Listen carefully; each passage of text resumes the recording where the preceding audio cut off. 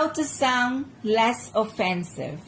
Pretending not to hear or understand the other person's viewpoint, and responding selectively to questions or statements.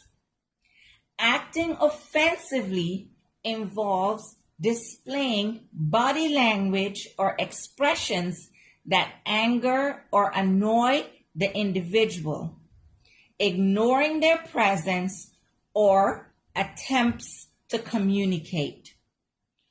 Once one becomes aware that they have committed an offense, it is crucial to take responsibility and work towards rectifying the situation.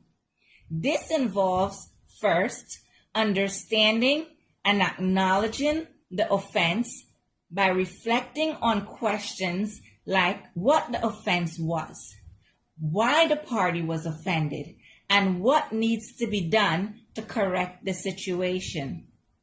Following this introspection, it is important to sincerely apologize to the wounded party, expressing genuine remorse and demonstrating a conscious decision to change.